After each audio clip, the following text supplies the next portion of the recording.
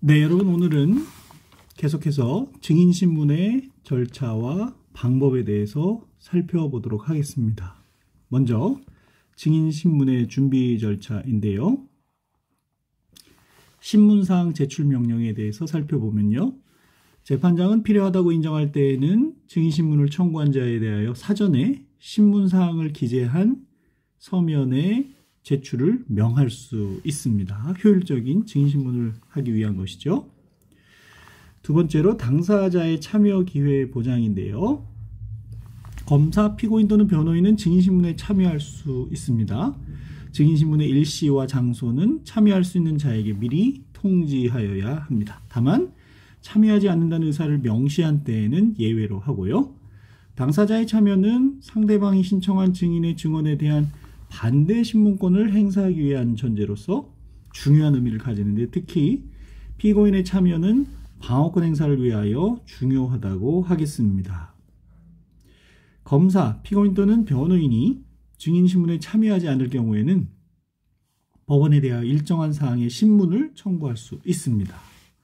피고인 또는 변호인의 참여 없이 증인을 신문한 경우에 피고인에게 예기치 않은 불리한 증언이 진술된 때에는 반드시 그 진술 내용을 피고인 또는 변호인에게 알려주어야 합니다. 법원이 당사자에게 참여 기회를 주지 않고 행한 증인신문을 위법한 것으로서 그 증언은 증거로 할 수가 없겠습니다. 다만 판례는 이러한 경우에도 증인신문 결과를 소송관계인에게 고지하였음에도 불구하고 당사자가 아무런 이의를 제기하지 않았다면은 책문권의 포기로 그 하자가 치유된다고 판시한 사례가 있습니다. 이와 관련해서 1980년 5월 20일 선고 80도 306 전원합체 판결을 살펴보면요. 법정 외에서 증인신문을 실시함에 있어서 피고인에 대하여 통지하지 아니하여 참여 기회를 주지 않은 잘못이 있다고 하더라도 그 후 속개된 공판기일에서 피고인과 변호인이 그 증인신문에 대하여 별 의견이 없다고 진술하였다면 그 잘못은 책문권의 포기로 치유된다. 이렇게 설시한 판례가 있죠. 민사소송에서 소송 절차에 관한 이의권이라고 하는 것이 있는데, 당사자가 법원 또는 상대방의 소송행위가 소송 절차에 관한 효력 규정에 위배되었다는 이의를 해서 그 무효를 주장하는 소송법상의 권리를 말하죠. 이를 구민사소송법에서는 책문권이라고 불렀는데요. 그와 같은 구민사소송법상의 용어를 형사소송법에서 아직 사용하고 있다. 이렇게 이해하셔도 되겠습니다. 다음으로 2021년 6월 10일 선고 2020도 15,891호 판결에 대해서 살펴보면요. 검사의 사전 면담이 이루어진 증인의 법정 진술을 어떻게 신빙성을 판단할 것이냐가 쟁점이었는데요. 판례 내용을 살펴보면요. 헌법은 12조 1항 후문에서 적법 절차의 원칙을 천명하고 제27조에서 재판받을 권리를 보장하고 있습니다. 형사소송법은 이를 실질적으로 구현하기 위해서 피고 사건에 대한 실체 심리가 공개된 법정에서 검사와 피고인 양 당사자의 공격 방어 활동에 의하여 행해져야 한다는 당사자주의와 또 공판중심주의, 또 공소사실의 인정은 법관의 면전에서 직접 조사한 증거만을 기초로 해야 한다는 직접 심리주의와 증거재판주의를 기본 원칙으로 채택하고 있습니다. 이에 따라 공소가 제기된 후에는 그 사건에 관한 형사 절차의 모든 권한이 사건을 주재하는 수소법원에 속하게 되며, 수사의 대상이던 피의자는 검사와 대등한 당사자인 피고인의 지위에서 방어권을 행사하게 됩니다. 이러한 형사소송법의 기본 원칙에 비추어 보면 검사가 공판 기일의 증인으로 신청하여 신문할 사람을 특별한 사정 없이 미리 수사기관에 소환해서 면담하는 절차를 거친 후 증인이 법정에서 피고인에게 불리한 내용의 진술을 한 경우에 검사가 증인신문 전 면담 과정에서 증인에 대한 회유나 압박, 답변 유도나 암시 등으로 증인의 법정 진술에 영향을 미치지 않았다는 점이 담보되어야 증인의 법정 진술을 신빙할 수 있다고 할 것이라는 것이죠. 검사가 증인신문 준비 등 필요에 따라 증인을 사전 면담할 수 있다고 하더라도 법원이나 피고인의 관여 없이 일방적으로 사전 면담하는 과정에서 증인이 훈련되거나 유도되어 법정에서 왜곡된 진술을 할 가능성도 배제할 수 없기 때문입니다. 증인에 대한 회유나 압박 등이 없었다는 사정은 검사가 증인의 법정 진술이나 면담 과정을 기록한 자료 등으로 사전 면담 시점, 이유와 방법, 구체적 내용 등을 밝힘으로써 증명하여야 한다고 판시한 바가 있습니다. 다음으로 본격적인 증인신문 절차에 대해서 살펴보겠습니다. 먼저 인정신문 및 증언 거부권의 고지입니다. 출석한 증인에 대하여 재판장은 주민등록증 등 신분증을 제시받거나 그 밖에 적당한 방법으로 증인임이 틀림없음을 확인하여야 합니다. 재판장은 선서할 증인에 대하여 선서 전에 위증의 벌을 경고하여야 하고요. 증인이 증언 거부권자에 해당하는 경우에는 재판장은 신문 전에 증언을 거부할 수 있음을 설명해 주어야 합니다. 이후 선서를 하게 하고 신문을 진행하게 되겠죠. 증인신문의 방식을 살펴보면요. 증인신문은 각 증인에 대하여 개별적으로 신문하는 것이 원칙이지만 필요한 경우 증인과 다른 증인 또는 피고인과 대질하여 신문하게 할 수도 있습니다. 증인신문은 상대방 당사자의 반대신문을 보장하기 위하여 구두로 하여야 하는 것이 원칙이지요. 그러나 증인이 듣거나 말할 수 없는 때에는 서면에 의하여 묻고 답하게 할 수도 있습니다. 증인신문에서 중요한 것은 교호신문제도인데요. 교호신문제도라는 것은 다음과 같습니다. 증인은 신청한 검사, 변호인 또는 피고인이 먼저 신문하고 이를 주신문이라고 하죠. 신청한 측에서 한 것을. 다음에 다른 상대방, 즉 다른 검사, 변호인 또는 피고인이 신문을 합니다. 이를 반대신문이라고 합니다. 재판장은 당사자의 신문이 끝난 뒤에 신문할 수 있는 것이 원칙이고요. 이와 같이 주신문, 반대신문, 다시 재주신문, 재반대신문 등의 순서로 증인신문이 행하여지는 것을 교호신문 또는 상호신문제도라고 하는 것입니다. 주신문에 대해서 먼저 살펴보면요. 주신문이라는 것은 위에서 본 바와 같이 증인을 신청한 당사자가 하는 신문을 말합니다. 주신문은 자신에게 유리한 증언을 얻으려는 데 그 목적이 있지요. 주신문은 증명할 사항과 이에 관련된 사항에 관하여 하게 되고요. 주신문에 있어서는 유도신문을 하여서는 안 됩니다. 유도신문이라는 것은 요구하는 답변을 진술하도록 유인하는 신문 방법을 말하는데요. 주신문의 경우에는 대개 신문자와 증인이 우호적 관계에 있는 경우가 많으므로 증인이 신문자에게 영합하는 진술을 할 가능성이 있기 때문에 그렇습니다. 그러나 증인과 피고인과의 관계, 증인의 경력, 교우관계 등 실질적인 신문에 앞서 미리 밝혀둘 필요가 있는 준비적인 사항에 관한 신문의 경우나 검사, 피고인 및 변호인 사이에 다툼이 없는 명백한 사항에 관한 신문의 경우에는 있어서는 예외적으로 유도신문이 허용되기도 합니다. 유도신문이 허용되는 예외적인 경우에 대한 규정이죠. 다음으로 반대신문에 대해서 살펴보면요. 반대신문이라는 것은 앞서 공부한 바와 같이 주신문 후에 반대 당사자가, 즉 증인을 신청하지 않은 반대 당사자가 하는 신문을 말하는데요. 반대신문은 주신문에 의한 증언의 모순점을 나타내 보이고 반대 당사자에게 유리한 진술을 얻어냄으로써 전체적으로 증인의 신용성에 의문을 제기해서 증명력을 떨어뜨리는 데 그 목적이 있다고 하겠습니다. 반대신문은 주신문에 나타난 사항과 이에 관련된 사항 및 증언의 증명력을 다투기 위하여 필요한 사항에 관하여 하게 되고요. 반대신문의 기회에 주신문에 나타나지 않은 새로운 사항에 관하여 신문하고자 할 때에는 원칙적인 반대신문의 범위를 벗어나기 때문에 재판장의 허가를 받아야 합니다. 반대신문에 있어서는 유도신문이 원칙적으로 허용된다고 하겠습니다. 관련해서 2022년 3월 17일 선고된 2016도 17,054호 판결을 보면요. 피고인에게 불리한 증거인 증인이 주신문의 경우와 달리 반대신문에 대하여는 답변을 하지 아니하는 등 진술 내용의 모순이나 불합리를 증인신문 과정에서 드러내서 이를 탄핵하는 것이 사실상 곤란하였고 그것이 피고인 또는 변호인에게 책임 있는 사유에 기인한 것이 아닌 경우 증인의 법정 진술의 증거 능력 유무가 문제가 되었고요. 이때 피고인의 책문권 포기로 하자가 치유될 수 있는지 여부와 책무권 포기의 의사가 명시적인 것이어야 하는지도 쟁점이 되었습니다.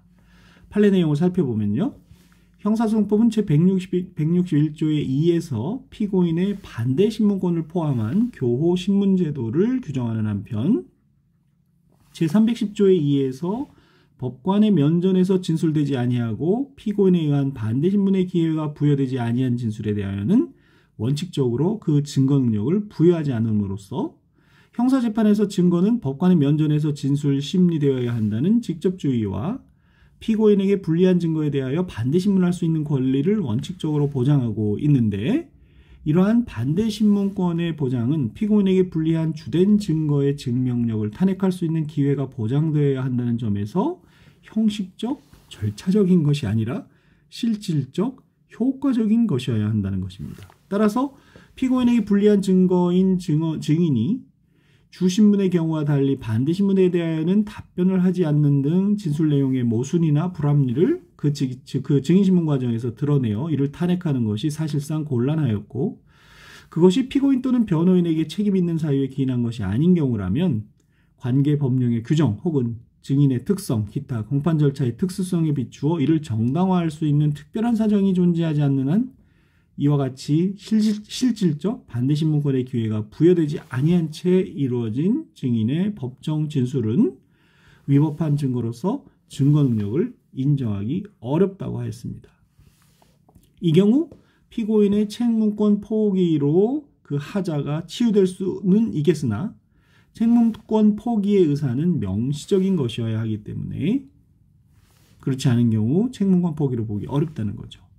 이 판례 사안에서는 피고인이 이모라는 사람과 공동해서 위험한 물건을 휴대하고 피해자를 폭행하여 치료일수 미상의 상해를 가하였다는 혐의로 기소된 사건이었는데요. 피해자는 제1심 제2회 공판기일에 출석하여 검찰의 주신문 전부와 변호인의 반대신문 사항 중 절반가량에 대하여 진술한 상태에서 증인신문이 속행이 되었는데요. 그 이후부터는 법정에 출석하지 않다가 원심 즉 항소심에 이르러 소지불명 상태가 되어버렸습니다. 제1심은 제2회 공판 조서 중 피해자의 진술 기재 등을 유죄 증거로 삼아서 피고인에게 징역 3년을 선고하였지만 원심은 피해자에 대한 증인신문 조서와 검찰, 경찰 각 진술 조서의 증거 능력을 인정하지 않고 나머지 증거들만으로는 공소사실 인정하기 부족하다고 판단해서 무죄를 선고하였는데요. 대법원이 위와 같이 살펴본 법리에 따라서 그러한 원심을 수긍한 그런 사례가 되겠습니다. 반대신문권의 중요성, 실질적이고 효과적인 반대신문권의 중요성을 확인한 판례라고 할 수 있겠습니다. 다음으로 재주신문 및 추가신문에 대해서 살펴보면요. 주신문을 한 검사, 피고인 또는 변호인은 반대신문이 끝난 후 반대신문에 나타난 사항과 이에 관련된 사항에 관하여 다시 신문할 수 있습니다. 이를 재주신문이라고 부르는 것이죠. 재주신문은 주신문의 예에 의하게 돼 있고요.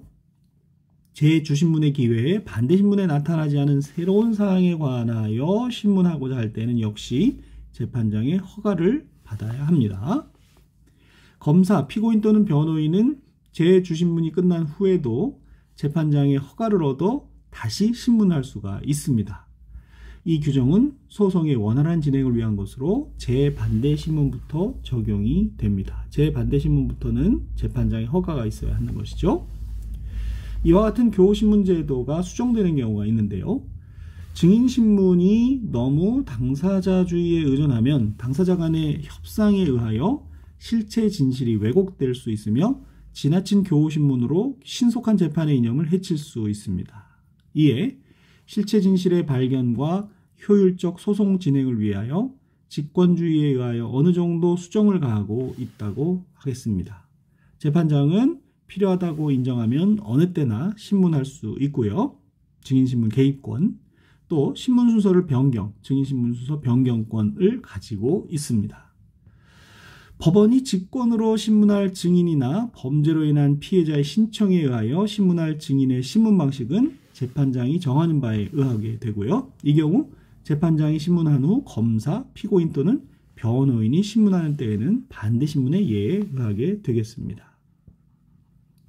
한편 간이 공판 절차에서의 증인신문은 교호신문 방식에 의하지 않고 법원이 상당하다고 인정하는 방법으로 신문할 수 있습니다. 즉 증거조사 방법이 법원이 인정하는 상당한 방법으로 간이화된다, 이렇게 보겠습니다. 간이 공판 절차에 대해서는 뒷부분에서 총괄해서 정리가 하는 기회가 있겠고요. 한편 공판정 외에서 신문하는 경우가 있을 수 있습니다. 증인신문은 공판기일에 공판정에서 행하여지는 것이 원칙이지만 증인의 연령, 직업, 건강상태, 기타의 사정을 고려해서 검사, 피고인 또는 변호인의 의견을 묻고 법정 외에 소환하거나 현재지에서, 즉 증인이 있는 곳에서 신문할 수 있습니다. 이와 같은 공판정 외에 증인신문이 행하여지는 경우로 법원이 합의부원, 수명법관에게 법정 외에 증인신문을 명하는 경우나 증인 현재지의 지방법원 판사, 즉 수탁판사에게 신문을 촉탁하거나 수탁판사가 증인이 관할 구역 내에 현재하지 않아서 현재지의 지방법원 판사에게 다시 전촉하는 경우가 있을 수 있습니다. 한편 비디오 등 중계장치 및 가림시설에 의한 증인신문에 대해서 살펴보면요. 성폭력 범죄 이외의 범죄 피해자나 증인에 대하여는 피고인이나 방청인 앞에서 증언할 경우 정신적 압박과 고통을 받을 수 있는 점을 고려해서 비디오 등 중계 방식 등에 의한 증인신문 방법에 의하도록 하고 있습니다. 즉 법원은 아동복지법에 규정되어 있는 죄의 피해자라든지 청소년 성보호법에 규정되어 있는 죄의 대상이 되는 아동, 청소년 또는 피해자, 또 범죄의 성질이나 증인의 나이, 심신의 상태, 피고인과의 관계, 그 밖의 사정으로 인하여 피고인 등과 대면하여 진술할 경우 심리적인 부담으로 정신의 평온을 현저하게 잃을 우려가 있다고 인정되는 사람의 어느 하나에 해당하는 자를 증인으로 신문하는 경우에는 증인으로 신문하는 경우에 상당하다고 인정하는 때에는 검사와 피고인 또는 변호인의 의견을 들어서 비디오 등 중계장치에 의한 중계시설을 통하여 신문하거나 가림시설, 차단막이죠. 가림시설 등을 설치하고 신문할 수 있습니다.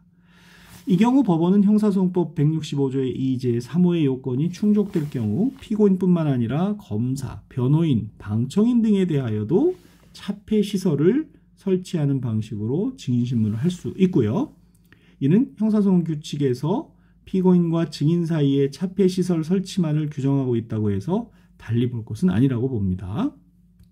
다만 이렇게 되면 피고인과 변호인 모두 증인이 증언하는 모습이나 태도 등을 관찰할 수 없게 되기 때문에 그 한도에서 반대 신문권이 제한될 수 있으므로 변호인에 대한 차폐시설의 설치는 특정 범죄 신고자 등 보호법 7조에 따라 범죄 신고자 등이나 친족 등이 보복을 당할 우려가 있다고 인정되어 조서 등의 인적사항을 기재하지 아니한 범죄 신고자 등을 증인으로 신문하는 경우와 같이 이미 인적사항에 관하여 비밀 조치가 취해진 증인이 변호인을 대면하여 진술함으로써 자신의 신분이 노출되는 것에 대하여 심한 심리적인 부담을 느끼는 등의 특별한 사정이 있는 경우에 예외적으로 허용될 수 있을 뿐입니다. 즉 변호인에 대한 가림막, 차폐시설의 설치는 더 제한을 받게 되는 거죠. 이 경우에도 피고인 측의 반대 신문의 기회가 충분히 보장되어야 합니다.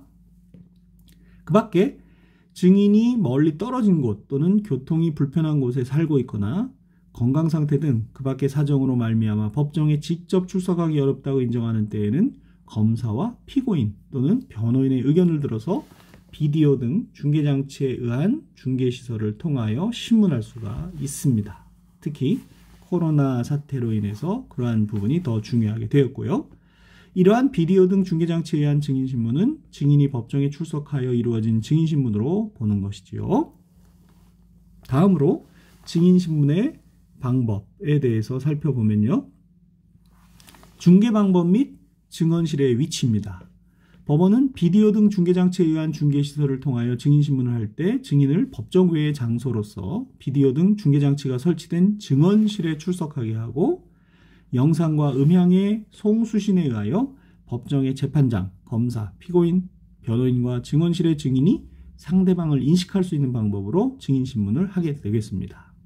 다만 중계장치를 통하여 서로 대면하는 것이 증인의 보호를 위하여 상당하지 않다고 인정되는 경우에 재판장은 검사, 변호인의 의견을 들어서 증인 또는 피고인이 상대방을 영상으로 인식할 수 있는 장치의 작동을 중지시킬 수 있겠습니다. 심리의 비공개에 대해서 살펴보면요. 법원은 비디오 등 중계장치에 의한 중계시설 또는 가림시설을 통하여 증인을 신문하는 경우 증인보호를 위하여 필요한 때에는 결정으로 공개하지 않을 수 있습니다. 소환받은 증인과 그 가족도 증인신문의 비공개를 신청할 수가 있고요. 신뢰관계에 있는 자의 동석 규정을 살펴보면 법원은 신뢰관계에 있는 사람을 동석하게 할 때에는 증언실에 동석하게 하고 있습니다. 2024년 9월 12일 선고된 2020도 14,843호 판결을 관련 판례로 살펴보면요. 형사재판에서 증인이 해외에 있다는 이유로 법정에 출석하지 않고 인터넷 화상장치를 통해서 선서 없이 진술한 내용의 녹음 파일 등을 증거 능력을 인정할 수 있는가가 문제가 되었고요. 형사소송법은 증인에 대한 증거조사를 원칙적으로 공개된 법정에서 신문의 방식으로 진행하도록 엄격하게 규정하고 있지요. 이는 재판의 공정성과 증언의 진실성을 담보하기 위한 것입니다. 예외적으로 앞서 본 바와 같이 법정 외 신문이나 비디오 등 중계장치를 이용한 신문은 특별한 사유가 있는 경우에만 허용이 되지요. 법률이 정한 절차와 방식에 따르지 않고 선서 없이 임의의 방법으로 청취한 진술이나 그 진술을 녹음한 파일 등은 적법한 증거조사 절차를 거치지 않은 위법한 증거로서 증거 능력이 없다고 하겠습니다. 피고인이나 변호인이 이러한 절차 진행에 동의하거나 나중에 녹음 파일 등을 증거로 함에 동의했더라도 그 위법성은 치유되지 않는다고 하겠습니다. 그래서 이 사건에서 법원은 해외에 체류 중인 증인 A가 법정에 출석하기 어렵다는 이유로 선서 등 정해진 절차를 거치지 않고 인터넷 화상장치를 통해서 진술을 청취하는 방법으로 증거조사를 하였는데요. 이는 형사소송법이 정한 적법한 증인신문 절차를 위반한 것이라는 것입니다. 따라서 증인 A의 진술이 담긴 녹음 파일 및 녹취서 등은 증거 능력이 없는 위법 수집 증거에 해당하게 되겠습니다. 피고인이나 변호인이 이러한 증거조사에 동의했더라도 그 위법성은 치유되지 않으므로 유죄 인정의 증거로 사용할 수 없다는 것입니다. 결론적으로 증인이 해외에 있다는 이유만으로 적법한 절차 없이 화상장치를 통해 진술을 청취하고 이를 녹음한 파일은 위법 수집 증거로서 증거 능력이 없으며 피고인 측의 동의로 그 위법성이 치유되지 않는다고 하겠습니다. 자, 다음으로 범죄 피해자의 진술권에 대해서 살펴보겠습니다. 법원은 범죄로 인한 피해자 또는 그 법정 대리인, 만약에 피해자가 사망한 경우에는 배우자, 직계 친족, 형제자매를 포함하며 이하 피해자 등이라고 하겠는데요. 신청이 있는 때에는 피해자 등이 이미 해당 사건에 관하여 공판 절차에서 충분히 진술하여 다시 진술할 필요가 없다고 인정되는 경우라든지 피해자 등의 진술로 인하여 공판 절차가 현저하게 지연될 우려가 있는 경우에 어느 하나에 해당하는 때를 제외하고는 그 피해자 등을 증인으로 신문하여야 합니다.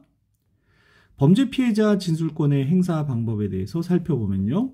증인신문의 방법에 의하여 진술하도록 하고 있습니다. 즉 범죄 피해자의 진술은 증인신문 절차에 의하도록 하고 있고요.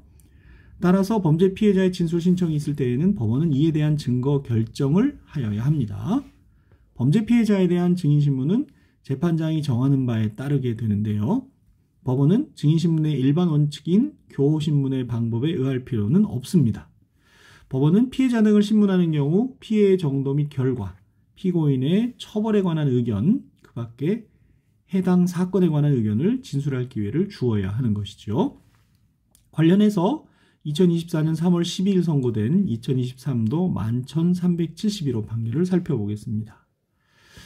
피해자는 1심 및 원심에서의 재판 절차 진행 중 수회에 걸쳐 탄원서 등 피해자의 의견을 기재한 서류를 제출하였는데 이러한 탄원서 등은 결국 피해자가 형사소송 규칙 제134조의 10제1항에 규정된 의견 진술에 가름하여 제출한 서면에 해당하므로 범죄 사실의 인정을 위한 증거로 할 수는 없습니다. 증거가 될 수는 없다는 것이죠. 그런데 원심은 피고인의 사실호인 내지 법리호의 주장에 관해 판단하면서 피해자가 한 진술의 신빙성이 인정되는 사정의 하나로 위와 같이 피해자가 제출한 탄원서의 일부 기재 내용을 적시해서 이 사건 공소 사실을 유죄로 판단하였습니다. 이는 피해자의 의견을 기재한 서면의 증거 능력에 관한 법리를 오해해서 범죄 사실의 인정을 위한 증거로 할 수 없는 탄원서를 유죄 증거로 사용한 잘못이 있다는 것입니다. 그러나 증거 능력이 인정되는 나머지 적법하게 채택된 증거들에 의하더라도 이 사건 공소 사실을 유죄로 인정하기에 충분하므로 원심의 잘못이 판결 결과에 영향을 미치지 않았다고 하였습니다만 피해자의 의견이 기재된 탄원서는 유죄 인정의 증거로서 쓸 수 없다는 법리를 확인한 판례가 되겠습니다. 심리의 비공개에 대해서 살펴보면요. 법원은 범죄 피해자를 증인으로 신문하는 경우 해당 피해자, 법정 대리인 또는 검사의 신청에 따라서 피해자의 사생활의 비밀 및 신변 보호를 위하여 필요한 때에는 결정으로 심리를 공개하지 않을 수 있습니다. 비공개 결정은 이유를 붙여서 고지하고요. 이 경우에도 적당하다고 인정되는 자의 재정을 허가할 수는 있습니다. 한편 신뢰관계 있는 자의 동석 규정에 대해서 보면요. 법원은 범죄 피해자를 증인으로 신문하는 경우 그의 연령, 심신 상태 등을 고려하여 증인이 현저하게 불안 또는 긴장을 느낄 우려가 있다고 인정되는 때에는 직권 또는 피해자, 법정 대리인, 검사의 신청에 따라 피해자와 신뢰관계 있는 사람을 동석하게 할 수 있습니다. 법원은 범죄 피해자가 13세 미만이거나 신체적 정신적 장애로 사물을 변별하거나 의사를 결정할 능력이 미약한 때에는 재판에 지장을 초래할 우려가 있는 등 부득이한 경우가 아닌 한 피해자와 신뢰관계에 있는 사람을 동석하게 하여야 합니다. 이때는 의무가 되는 거죠. 피해자와 동석할 수 있는 신뢰관계에 있는 자는 피해자의 배우자일 수도 있고요. 직계촌 친족, 형제 자매, 가족, 동거인, 고용주, 변호사, 그 밖에 피해자의 심리적 안정과 원활한 의사소통에 도움을 줄 수 있는 자를 말하는 것입니다. 그리고 범죄 피해자 등의 공판기록 열람 복사에 대해서 살펴보면요. 소송 계속 중인 사건의 피해자가 사망하거나 그 심신에 중대한 장애가 있는 경우에는 다시 살펴보면요. 소송 계속 중인 사건의 피해자가 사망하거나 그 심신에 중대한 장애가 있는 경우에는 그 배우자, 직계친족 및 형제자매를 포함하는데요. 피해자 본인의 법정 대리인 또는 이들로부터 위임을 받은 피해자 본인의 배우자, 직계친족, 형제자매, 변호사는 소송기록 열람 또는 등사를 재판장에게 신청할 수 있습니다. 재판장은 이러한 신청이 있는 때에는 지체 없이 검사, 피고인 또는 변호인에게 그 취지를 통지하여야 하고요. 소송 기록을 열람 또는 등사한 자는 열람 또는 등사에 의하여 알게 된 사항을 사용함에 있어서 부당히 관계인의 명예나 생활에 평온을 해하거나 수사와 재판에 지장을 주지 않도록 하여야 합니다. 재판장은 피해자 등의 권리 구제 또는 294조의 2에 따른 진술권 보장을 위하여 필요하다고 인정하는 경우 소송 기록의 열람 또는 등사를 허가하여야 합니다. 다만 59조 2항 제2호부터 6호까지 어느 하나에 해당하는 경우 또는 심리의 상황을 고려하여 상당한 이유가 있는 경우에는 열람 또는 등사를 허가하지 않을 수 있습니다. 이에 따라서 재판장이 등사를 허가하는 경우에는 등사한 소송 기록의 사용 목적을 제한하거나 적당하다고 인정하는 조건을 붙일 수 있습니다. 열람 또는 등사를 불허가하거나 조건을 붙여 허가한 재판에 대하여는 불복할 수 없도록 규정하고 있습니다. 재판장이 열람 또는 등사를 허가하지 아니하거나 사용 목적의 제한 또는 조건을 붙여 허가하는 경우에는 열람 또는 등사를 신청한 자에게 대법원 규칙으로 정하는 바에 따라 그 이유를 통지하여야 합니다. 다음으로 금전 공탁과 피해자 등의 의견 청취에 대해서 살펴보면요. 법원은 피고인이 피해자의 권리 회복에 필요한 금전을 공탁한 경우에는 판결을 선고하기 전에 피해자 또는 그 법정 대리인 등에게 의견을 들어야 합니다. 그 의견을 청취하기 곤란한 경우만에는 대법원 규칙으로 정하는 특별한 사정이 있는 경우에 한해서 그렇지 않고요. 이에 따른 의견 청취의 방법이나 절차 및 그에 필요한 사항은 대법원 규칙으로 정하고 있습니다. 판결 선고를 앞두고 이른바 기습공탁을 해서 피해자 즉 모르게 판결이 선고되는 경우를 예방하기 위한 그런 규정이라고 생각하시면 되겠습니다. 오늘은 증인신문에 대해서 계속해서 살펴봤습니다. 여러분 수고하셨습니다.